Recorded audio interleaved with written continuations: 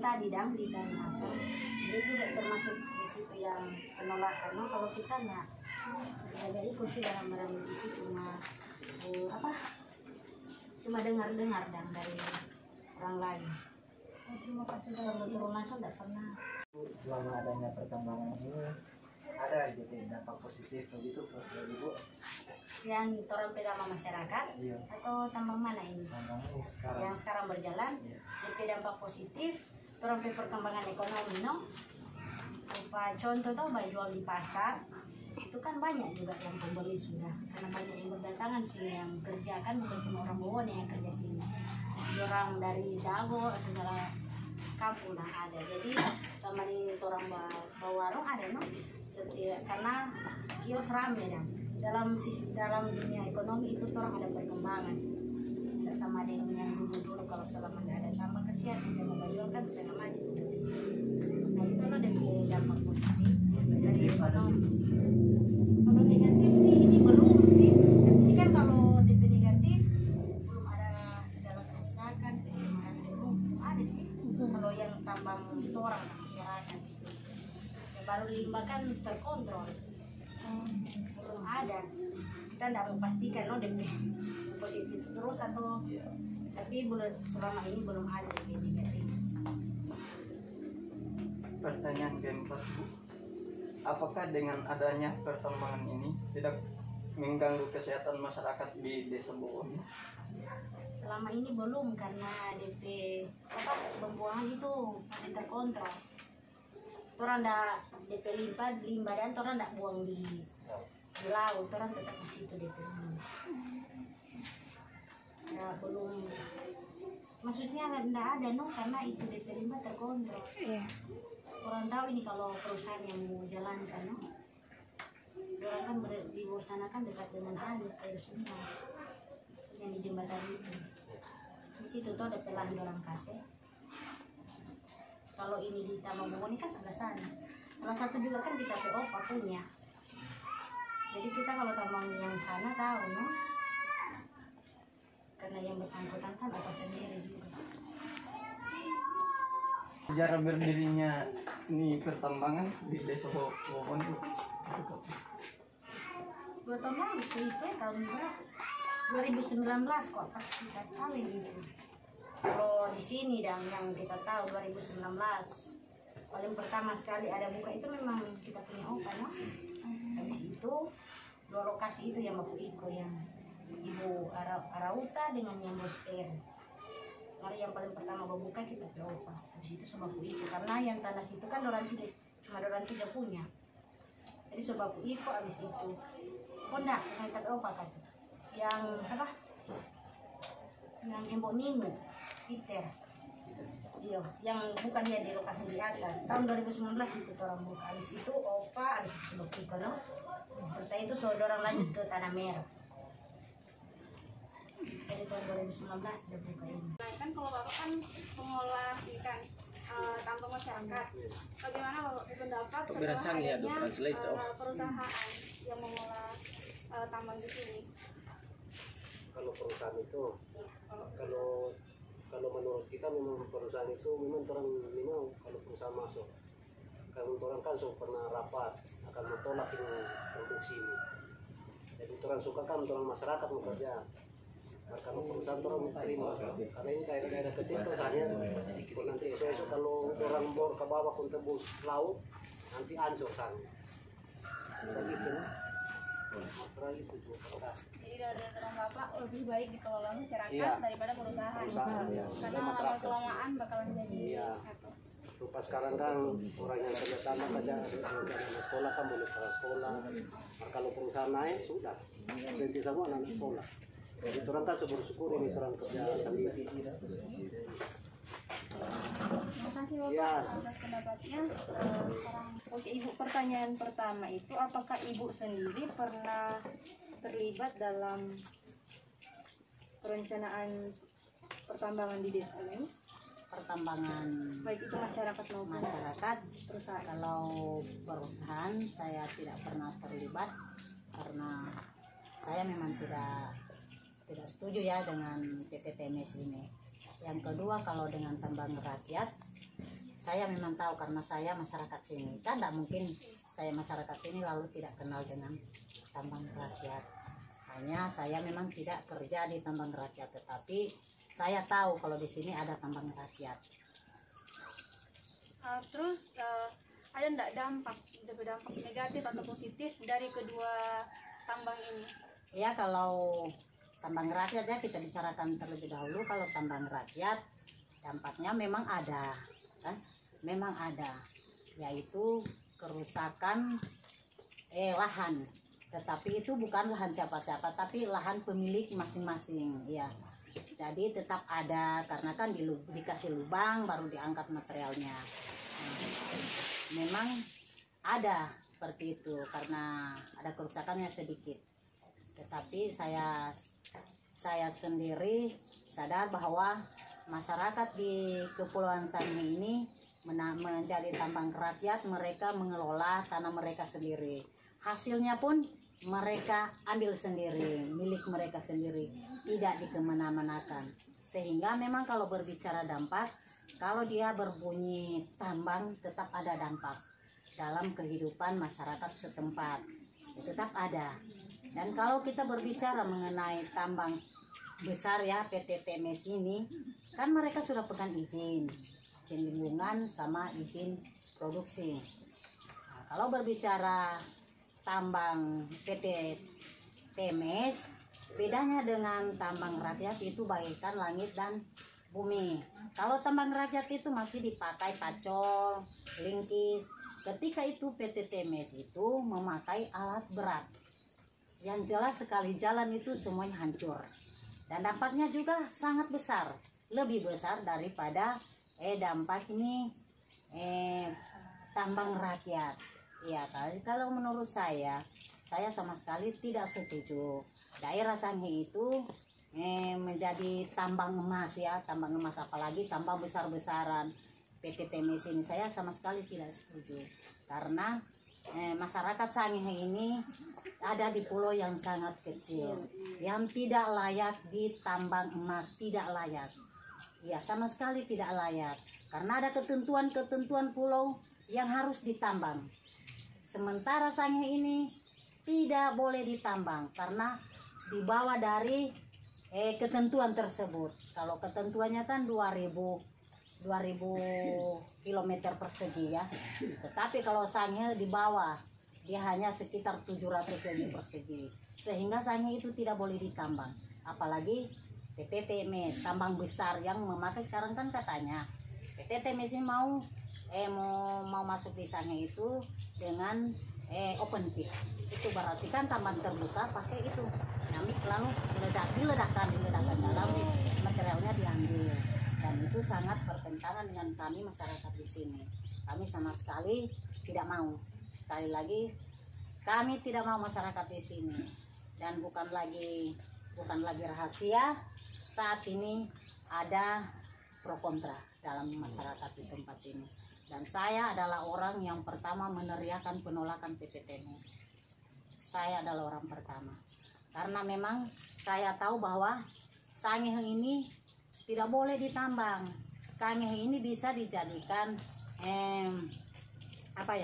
karena pantainya ada banyak pantai-pantai yang indah. Nah, kenapa pemerintah tidak membangun atau memfasilitasi usaha-usaha yang membangun masyarakat yang ada di Sangihe, membudidayakan ikan, kan, membangun pabrik-pabrik ikan. Ini kan pulau bisa, atau peternakan itu bisa masuk. Tetapi ketika ada tambang emas ini besar-besaran masuk, kami masyarakat Sangihe khususnya ya, masyarakat Kampung Mone sama sekali tidak mau. Jadi dampak positif, negatif. Nah, kalau positifnya kalau masyarakat tambang rakyat ini mereka punya penghasilan ya. Nah, punya penghasilan berarti kan mencukupi kebutuhan kehidupan keluarga atau ekonomi keluarga. Nah, itu positifnya. Kalau negatifnya seperti tadi, mungkin saja air tercemari. Kan kita tidak tahu. Ini apanya itu ya, setelah diolah itu ini ngalirnya kemana, dibuangnya kemana, kan kita tidak tahu. Mungkin saja ke air Air itu kalau dikonsumsi oleh kita manusia, tidak langsung mungkin kita menerima dampaknya ya. Langsung sakit, sudah sakit. Tidak mungkin. Mungkin suatu saat nanti 3 atau 5 tahun ke depannya akan mendapat dampak dalam kehidupan masyarakat. Seperti itu. Tapi kalau dampak dari segi ini PT TEMES ya seperti ini. Kalau PT TEMES ini kan perusahaan besar ya. Nah, di mana-mana kita lihat ada sudah banyak contoh seperti di apa sana Minahasa Utara ya. Sudah ada. Di apa sana Bangka kan sudah rusak. Apa masyarakatnya situ bahagia enggak? Kan tidak bahagia. Dampaknya seperti itu. Kedepannya ketika PT TEMES ini berproduksi di daerah sini, yang mungkin dampaknya positif adalah mereka yang ada dalam lingkup PT TEMES atau perusahaan itu kerja jadi orang dalam. Nah, kalau dampak negatifnya bagi masyarakat yang tidak kerja, SDM-nya di bawah, dalam arti tidak punya sekolah, hanya SMP sampai SD kan, bapak saya kan seperti itu. Mau dipakai di mana? Kan seperti itu. Yang kedua, kalau ketika PT TEMES itu beroperasi, lalu air digali, tanah itu digali sedalam mungkin, air Sangihe ini air kulit tanah, dalam arti air di atas tanah. Ketika digali itu airnya itu kan masuk, dan masyarakat Sangihe pasti kesulitan mencari air bersih. Sementara air bersih itu penting dalam kehidupan. Air itu tidak bisa digantikan oleh apapun.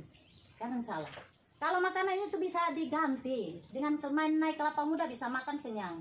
Tetapi air tidak bisa digantikan oleh apapun. Air bersih itu adalah utama dalam kehidupan manusia.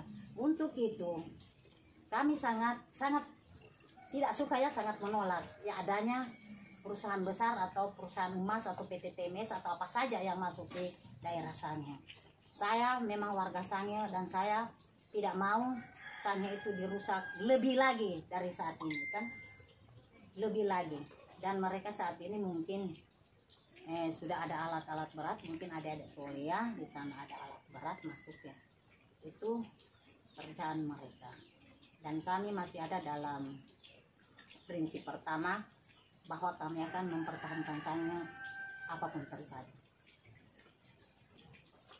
Terima kasih atas jawabannya Ibu. Terima kasih atas waktunya. Oke, terima kasih kesempatan yang diberikan kepada saya. Perkenalkan dulu, nama saya Ellen Nidia, bisa dipanggil Ellen. Jadi di sini saya mau bertanya untuk Bapak Hendra tentang sekitaran pertambangan emas yang ada di Desa Bowone. Yang menjadi pertanyaan pertama itu bagaimana sejarahnya bisa berdirinya pertambangan Desa Bowone yang ada di Desa Bowone. Sejarahnya saja. Tahun keberapakah dan siapa yang pertama menemukannya begitu. Jadi kita yang umum-umumnya dulu ya, karena sejujurnya kita juga sini pendatang Pak. Jadi istri yang orang sini, yang kebetulan ya ingin mengabdikan diri juga di kampung, jadi mendaftar jadi anggota BPD dan yang puji Tuhan juga diterima.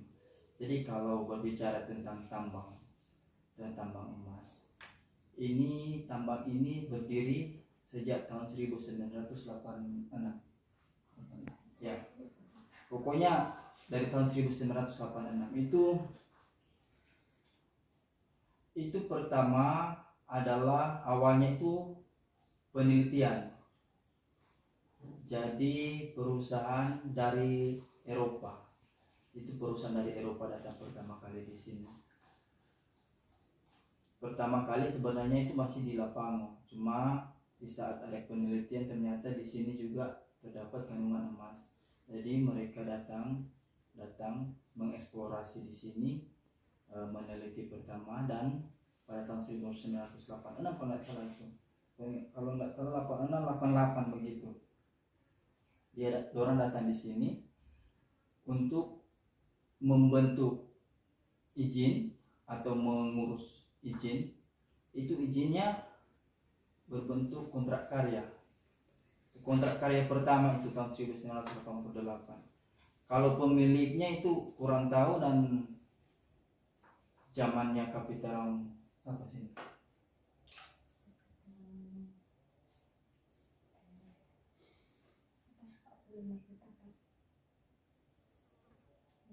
Iya.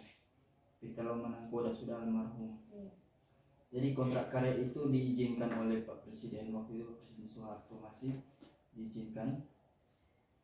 Dan kontrak karya itu masanya 30 tahun sampai tahun 2019 itu masih berbentuk eksplorasi.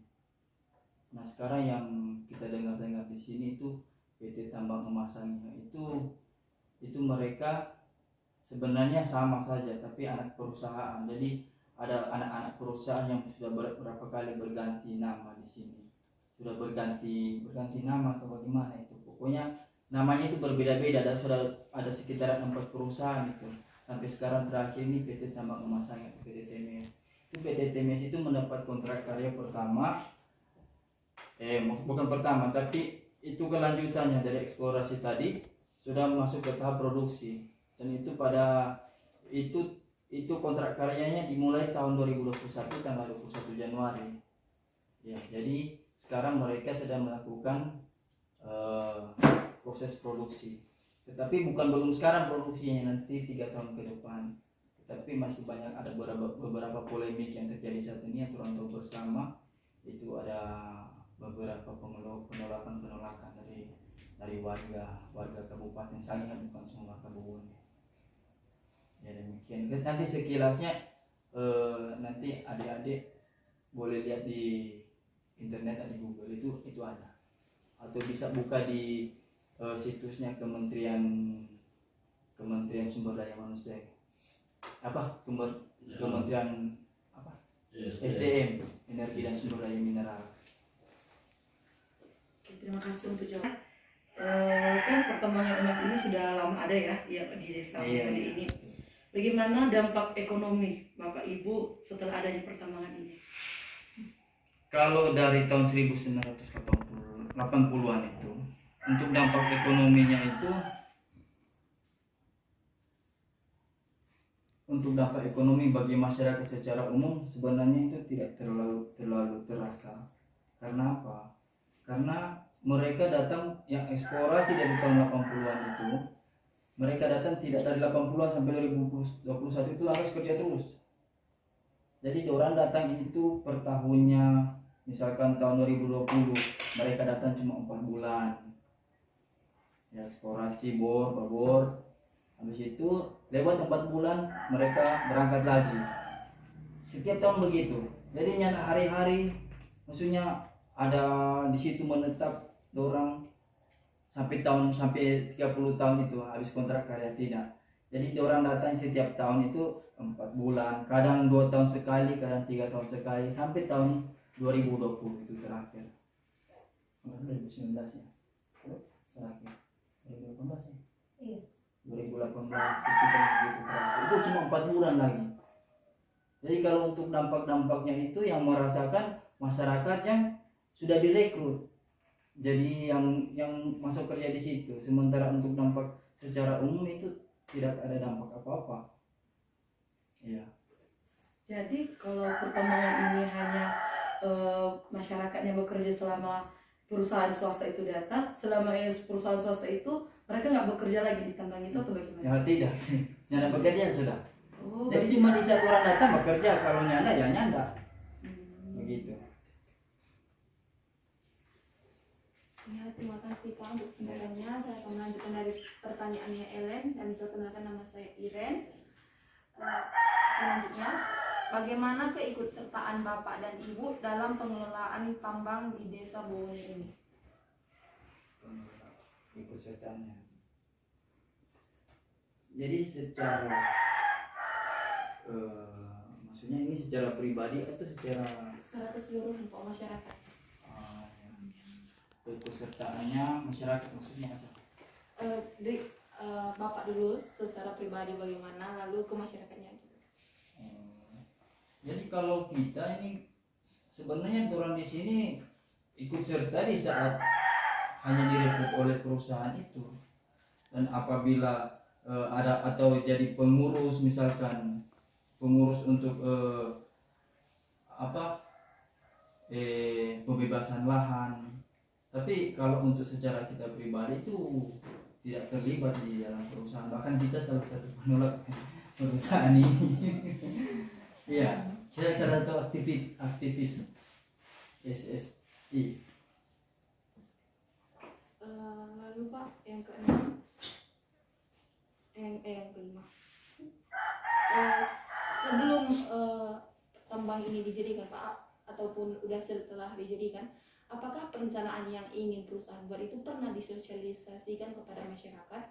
Soalnya tadi juga di kantor bupati ada disinggung bahwa ada penolakan dari masyarakat, dan artikelnya juga ada Pak,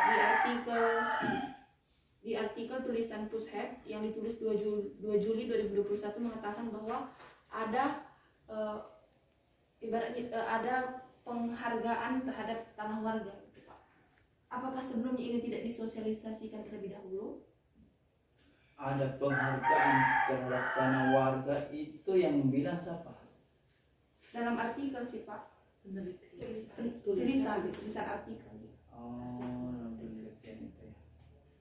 Jadi kalau untuk sosialisasi itu pernah dibikin tahun ini juga, sebelum sekitaran bulan April itu kalau tidak salah, itu sudah dilaksanakan sosialisasi. Tetapi sosialisasinya itu tidak secara menyeluruh atau secara detail, karena waktu itu hanya dibicarakan tentang yang paling umum, itu yang dibicarakan itu hanya tentang masalah pembebasan lahan.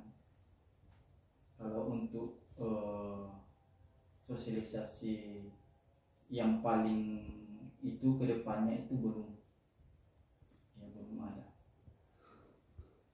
Tapi sudah pernah ada sosialisasi. Sudah pernah ada sosialisasi sekali. Sosialisasi tentang apa itu Pak? Kalau sosialisasi hanya membicarakan tentang pembebasan lahan waktu itu.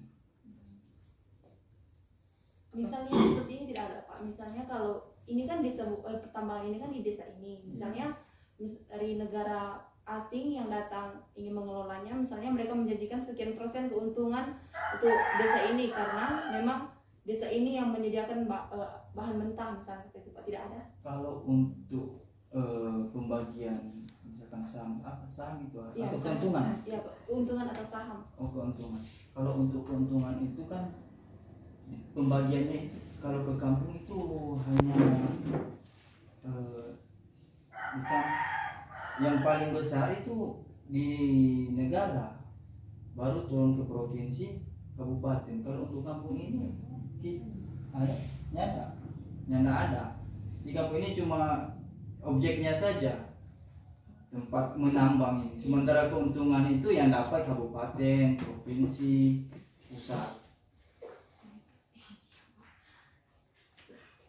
Lalu bagaimana tanggapan Bapak Ibu sebagai masyarakat terkait pertambangan yang ada di desa Bowone ini, apalagi melalui tambang ini desa ini tidak mendapatkan keuntungan secara langsung?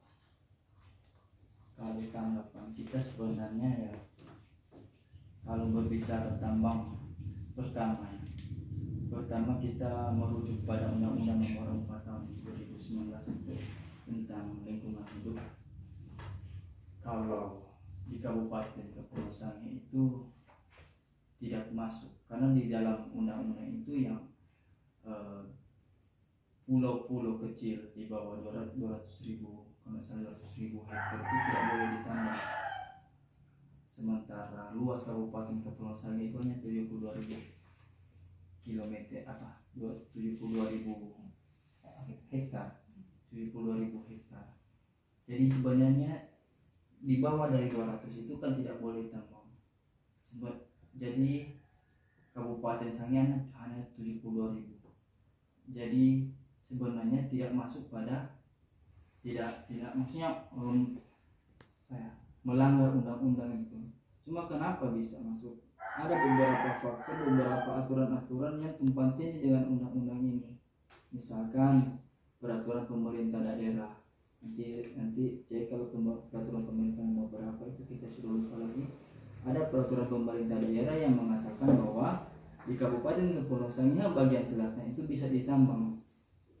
Ya. Jadi yang jadi kekuatan besar PT TIMES itu perda itu, karena kan sebelah selatan katanya bisa ditambang.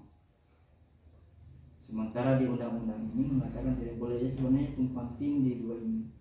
Jadi sekarang dari pihak penolak tambang mendesak DPR untuk segera merevisi ini perda itu. Cuma dari DPR cuma janji katanya 2022 akan direvisi itu kita dengar sekilas.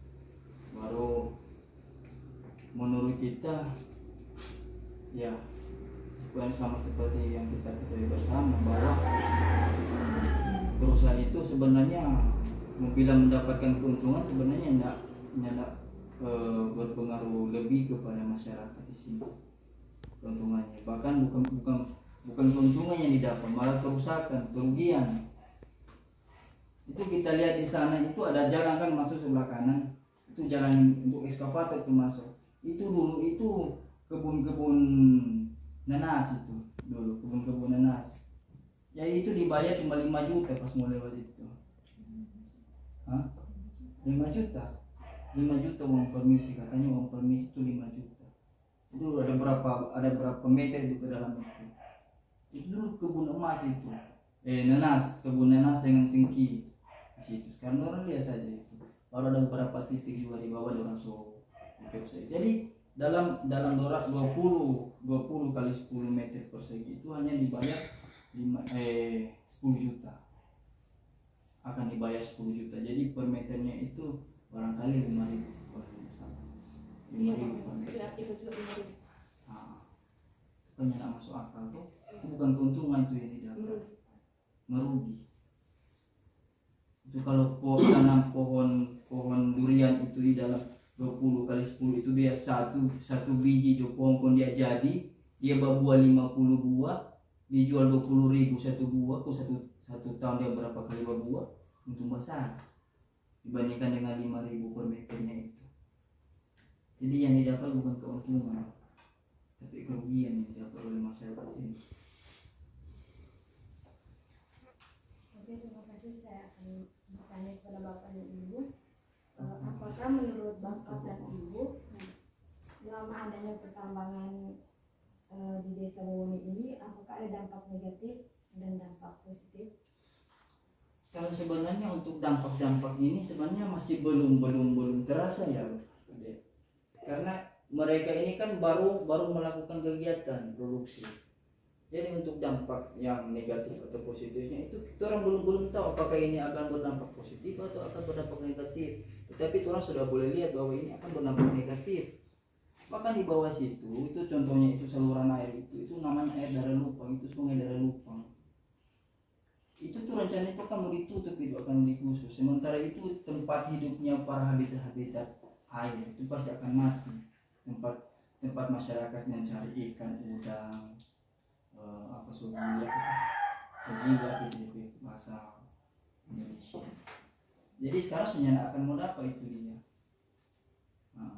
Kalau untuk waktu dari tahun 88 sampai 2021 ini untuk dampaknya itu nggak merasa apa-apa, karena orang cuma datang bornya itu hanya sebesar begini. Jadi cuma nyana ada dampak apa-apa untuk lingkungan dan masyarakat. Jadi sama dengan nyana terjadi apa-apa kalau orang datang ya biasa-biasa saja begitu. Nyana ada dampak, misalkan orang datang masyarakat akan banyak doi begitu, nyanda. Jadi orang datang ya biasa-biasa saja sama orang-orang ini begini. Tidak ada pengaruh apa-apa. Ya, terima kasih. Pertanyaan yang kedua, apakah dengan adanya pertambangan di Desa Bowone, usaha tambang memperkerjakan masyarakat setempat atau masyarakat di luar Bowone? Sebagian ada yang di masyarakat Bowone, sebagian juga masyarakat. Terakhir, bagaimana cara Bapak Ibu mengelola limbah pertambangan yang ada di Desa Bowone? Mengelola limbah. Jadi ini kan limbahnya sama dengan beda sama dengan Pak Profesor tadi ada bilang bahwa ada limbah padat, ada limbah cair. Yang di sini cuma ada limbah padat. Jadi limbah padat itu dari diolah itu hanya dibiarkan di situ, tidak dibawa kemana-mana. Jadi dari limbah padatnya ini, kalau entah betul atau tidak betul, ya bagaimana ini ada Pak Profesor juga. Kalau masalah cyanida itu katanya tidak merugikan lingkungan secara lebih ya. Nah, jadi DP limbah itu sebenarnya tidak sama dengan kalau di perusahaan ada limbah cair yang beracun ini nyanda. Ya, tapi di CC itu deh cuma nyanda mau kemana-kemana. Saya tahu kok. Apakah perusahaan ini pakai cyanida atau merkuri? Iya betul. Kalau masyarakat ini pakai apa? Cyanida. Cyanida. Ya langsung. Ya, pengaruh Sudah DP. matahari. Nah itu. Jadi cuma DP struktur tanahnya yang sedikit berubah. Misalnya dulu begini, sekarang jadi begini. Tapi kalau untuk limbahnya itu ada dampak lebih. Limbahnya nggak dimanfaatkan gitu kak, atau digunakan untuk hal-hal lain limbah? Nyana mau dikelola cuma di situ saja. Dan nanti kalau udah tumbuh rumput ke tanah Iya kan. Gembur aku sudah turun no, boleh tanam pohon. masih ada? Hah? Sudah. Sudah. Oke, terima kasih atas jawabannya Bapak. Cuman di sini sedikit saya ingin bertanya, pertambangan rakyat memiliki dampak ekonomi bagi rakyat tersebut. Iya. Tapi pertambangan dari PT justru kurang berfaedah. Kurang berfaedah Bu. Iya. Kalau untuk ekonomi masyarakat nyana dampak lebih. Gitu. Dan untuk sosialisasi AMDAL atau perencanaan dan CSR tanggung jawab dari perusahaan juga belum ada sampai sekarang. Kalau AMDAL belum ada. Tetapi surat izin itu Sudah ada. Dan itu legal ya Pak ya? Legal. Oke. Terima kasih atas kesempatannya Bapak. Mungkin hanya itu dari kami. Kita akhiri pertemuan dengan ucapan syukur kepada Tuhan. Terima kasih Bapak telah mengganggu waktunya. Ya. Ibu, terima kasih. Mungkin sekian dari kami untuk foto bersama boleh. Berikutnya hari kedua orang yang mempunyai lahan masyarakat di sini. Baru yang hari yang ketiga adalah masyarakat yang mempunyai rumah yang di sini dan mereka. Tapi saya ikuti 2 hari Selasa dengan hari Rabu, materinya sama saja seperti itu. Yaitu materinya hanya tentang pembebasan lahan dan mana mereka sudah akan beroperasi. Jadi bukan sosialisasi tentang maksudnya DP dampak nanti. Enggak. Langsung kepada yang mana mereka akan buka. Iya bukan. Yang tidak harus sosialisasikan, seharusnya sosialisasi dulu apakah masyarakat setuju atau tidak. Jadi langsung orang akan buka di sini. Iya. Jadi tanggapan waktu itu Pak, kalau misalnya dari peran Bapak mungkin ada pro dan kontra. Yang pro itu yang siapa, yang kontra itu yang siapa Pak? Kalau yang termasuk yang kontra sama saya ada juga beberapa teman, ada sedikit banyak yang teman sama-sama dengan saya, Ibu Elbi yang pernah ke Jakarta itu sama-sama dengan Pak Alfred. Berikutnya siapa? Ada Pak Usman, berikutnya Pak Christian. Jadi ada beberapa, ada banyak memang di sini yang menolak tentang tambang. Artinya juga waktu sosialisasi saya tanyakan kepada mereka. Termasuk saya kan juga kaget kenapa ini sudah ada AMDAL. Dari tahap awal itu maksudnya masyarakat tidak dilibatkan. Tidak dilibatkan. Sebab itu saya pertanyakan waktu itu, Bu. Sebab itu saya tanya, ini kan saya yang minta kepada mereka. Maksudnya saya tanya kepada mereka, apakah perusahaan ini sudah AMDAL? Sudah katanya. Lalu saya tanya begini, apakah AMDAL ini melibatkan masyarakat setempat? Lalu kalau umpamanya melibatkan, siapa orangnya? Saya tanyakan waktu itu dia. Baru artinya setahu saya, dan artinya hal yang seperti ini kan mesti ada diskusi bersama waktu itu plannya begitu. Saya tanyakan siapa orangnya, berikutnya kalau umpamanya tidak ada orangnya, kapan maksudnya tentang AMDAL ini dipublikasikan ke media massa? Lalu saya pertanyakan juga waktu itu dia, artinya akademisi siapa yang mewakili? Setahu saya kan masih ada akademisi yang akan meneliti, pakar itu dia. Mereka juga tidak kasih tahu. Tidak memberikan penjelasan kepada Iya. masyarakat, Bang. Saya pertama itu saya katakan waktu itu, Bu, berarti AMDAL ini abal-abal. Sebenarnya kan catat hukum sebenarnya ini barang kalau mau diteliti. Kalau saat ini memang AMDAL itu dibuka, berarti masyarakat akan terkena dampak apa yang maksudnya? Maksudnya ada banyak, mungkin ada yang saya lihat di sekitar sini kan ya sampai 1 kilo sini kan sudah hutan mangrove. Iya, mungkin dari berjalan di situ biasanya. Dari sana, Pak. Oh dari sana, maksudnya di sana kan ada lihat Binilbas itu ada tambatan perahu. Maksudnya ini kan teluk begini sampai ke saluran itu. Di situ mangrove semua. Artinya sampai 1 kilo dari sini ke sana sudah mangrove itu. Dan itu luas mangrove itu sekitar 3,5 hektar itu di sekitar sini. Itu yang dari dulu masyarakat lindungi. Iya. Berikut masalah yang kedua, kami yang khawatir tentang air ini, Bu. Oh, air. Sedangkan sekarang terus siksa cari air, apalagi kalau mau ada perusahaan ini. Kalau untuk air memang dari dulu di sini susah. Susah.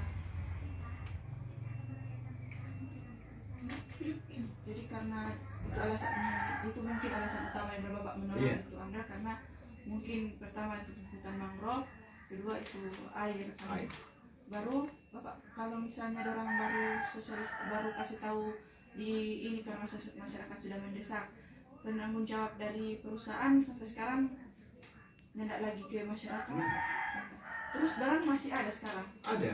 Itu mungkin yang lihat yang di pinggir jalan itu ada tempat yang rupanya yang kasih bersih itu di jembatan situ. Oh, ada yang masuk dalam itu? Yang tadi di pinggir jalan yang tinggi sekali itu dia di mana jembatan kecil itu dia. Yang di situ ada eskapator kali dikasih. Oh iya. Ada. Itu kan ada orang mungkin. Ada. Di situ kan rencana semua akan mata bor ulang itu. Saya dengar. Baru kamu upaya sampai Dan sampai sekarang mereka belum pernah turun ke sini. belum pernah ke sini di masyarakat. Tidak ada pendekatan ke masyarakat. Cuma ke hari Selasa. Hari Selasa mana? Hari Selasa ya? Besok Komnas HAM. Hari Selasa ada Komnas HAM perempuan.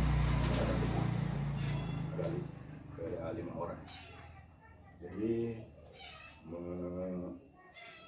apa maksudnya mereka juga wawancara bersama-sama dengan kami juga bersama-sama dengan anggota masyarakat yang ada di sini.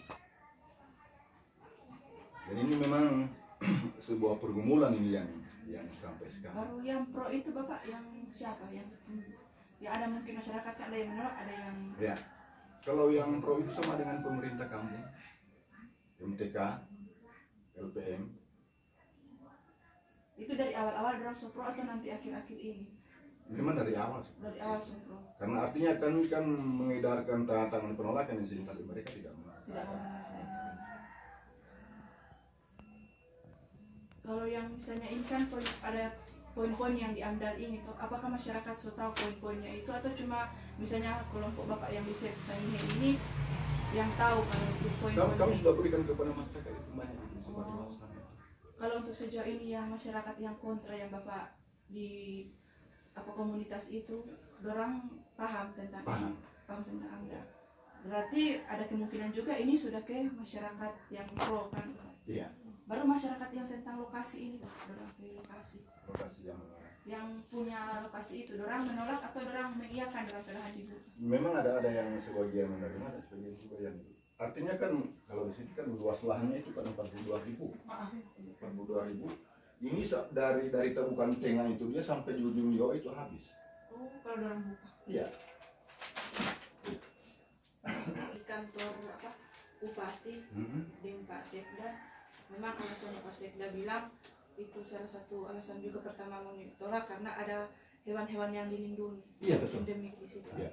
Baru berarti dari Dinas Lingkungan Hidup pun maksudnya sampai sekarang yang tidak ambil tindakan atau apa? Kan seharusnya kalau rupa melestarikan rupa itu ada mangrove atau bahkan melibatkan dari DLH atau Dinas Lingkungan Hidup. Dorang yang tidak sampai sekarang maksudnya kasih pemahaman lebih kepada masyarakat. Jadi yang sekarang baru datang, baru Komnas HAM itu yang datang di sini. Baru datang. Iya. Pak, kenapa dari ada Komnas HAM yang di sini? Apakah ada kasus yang maksudnya sampai melibatkan orang turun? Maksudnya setelah sosialisasi ini, kami telah terhimpun dalam SSI itu di bawah binaan Ibu Yulka Kayuang. Mungkin teman-teman kenal yang ada di Malayang itu. Dia kan pernah bela tentang Pulau Bangka itu. Oh, malah di Yulka Kayuang itu dia kok LSM LSM Suara Nurani Tondano itu. di mana sekarang? Dia di rumahnya di belakang terminal Malayang situ. Oh, ibu sama? Yulka Kayuang. Yulka Kayuang. Iya. Berarti boleh stop. Misalnya ada terapi dosen juga di Malayang sih. Iya. Dekat terminal situ. Umpamanya kalau mau pergi cari Pak, dia cuma cari di tukang ojek yang di terminal situ, tanya suruh antar Pak Ibu itu foto sama itu. Berarti ibu salah satu yang Iya, dia yang isinya soal tentang SSI ini. Jadi dia bawa ke Jakarta, maksudnya pertama adalah kami maksudnya memberikan pertimbangan kepada presiden. Ada poin. ini adalah Bapak susun. Iya.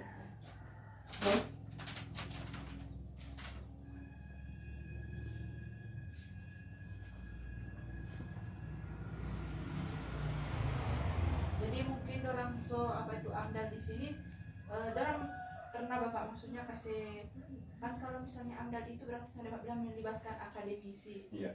Melibatkan akademisi karena yang utama untuk proyek itu kan harus AMDAL itu harus bagus, karena kalau enggak berarti selain berdampak di lingkungan ke manusianya juga tuh. Iya. Jadi alasan kenapa orang maksudnya mungkin orang merasa kalau kamu kasih di masyarakat, atau Bapak berpikir kalau orang kasih di masyarakat orang AMDAL itu tidak berjalan, atau Saya juga kurang tahu. jadi orang cuma langsung Iya. ambil apa sendiri. Sampai itu saya kurang tahu juga. Sampai itu saya kaget kenapa ini harus keluar. Artinya kenapa kami masyarakat di sini tidak dilibatkan dalam hal ini. Artinya kan kalau umpamanya dilibatkan, kami kan juga memberikan pertimbangan. Dan juga kalau seandainya dipublikasikan di media, kami kan harus memberikan sanggahan sebenarnya.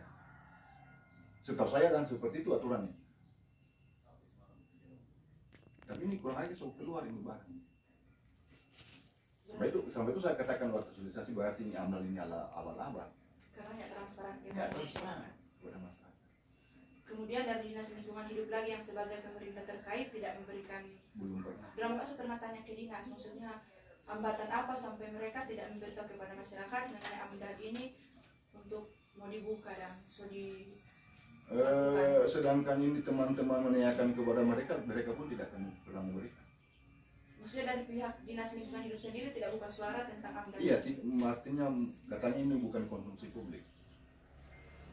Tapi kan kalau ada perusahaan begitu, AMDAL itu bukan masalah konsumsi publik. Jadi itulah, sesuatu seperti ya, itu. Harusnya itu agar masyarakat maksudnya paham kalau bagaimana kalau misalnya AMDAL tidak berjalan baik, berarti betul saya buat kekhawatiran akan berdampak di lingkungan di ini kamu Pak.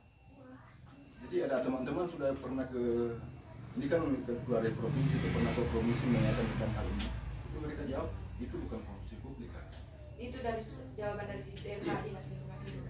Dari situ Bapak Sunya nggak bertanya Tidak lagi. tanya lagi.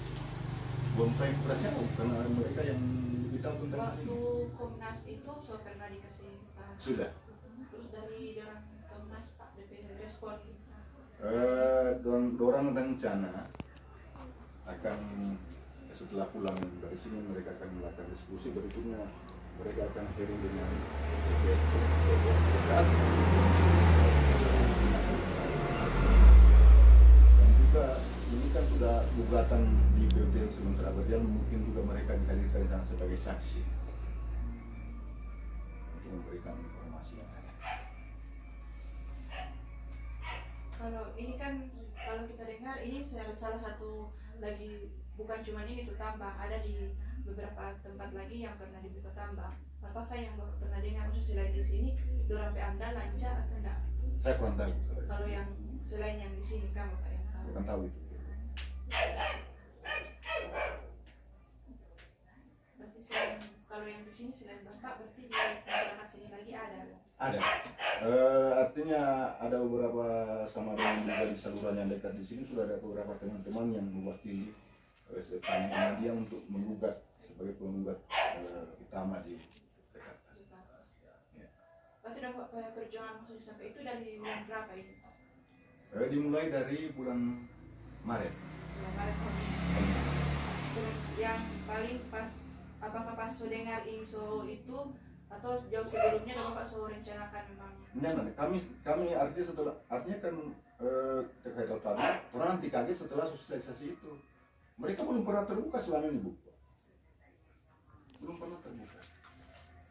Nanti kami sudah kaget, sudah undangan bahwa ada pertemuan seperti itu. Nanti so ada solusi baru Bapak ambil tindakan. Kalau untuk yang masyarakat yang pro, orang sejauh ini, yang maksudnya yang orang mendukung untuk buka itu, apakah maksudnya orang pernah kasih tahu kalau DP dampak misalnya? Sudah. Apakah belum merespon Pak? Bagaimana? Artinya menurut tanggapan mereka, kami seakan-akan mengada-ngada saja. Artinya kami sampaikan sama dengan mangrove ini akan rusak, menurut mereka tidak akan rusak. Yang Bapak tanya dulu mungkin DP latar belakang pendidikan Pak? Ada yang sarjana. Ada yang sarjana. Kalau untuk di desa sini, kalau untuk mengukur orang sarjana itu mungkin ada beberapa orang Pak orang. Kan seharusnya orang itu yang berpikiran terbuka. Maksudnya juga di istilahnya juga yang bersangkutan itu guru. Jadi juga artinya di istilahnya Bu, mereka juga seakan-akan memprovokasi masyarakat. Orang yang meyakinkan masyarakat di apa-apa Ya. Itu. Artinya juga memprovokasi tentang, artinya kan saya yang bersuara di sini, dia bilang jangan percaya sama Pak Guru dia cuma pendatang di sini. Seakan-akan ada rasisme yang semua biasa. Ya. Terus di sejauh ini tambang beroperasi, masyarakat di sini yang kerja atau dari luar? Ada yang masyarakat sini, ada yang juga masyarakat dari luar. Kalau yang masyarakat sini, apakah yang kontra atau yang pro? Yang pro. Yang pro. Yang sejauh ini dorang, apakah dorang dilibatkan dari masa pertama atau nanti baru-baru ini dorang dikerjakan? Kalau dari penelitian itu dorang sudah kerja. Oh, dorang kerja, tapi dorang cuma diam lagi, diam, tidak kasih tahu ke masyarakat yang lain. Cuma mungkin di kalangan dorang.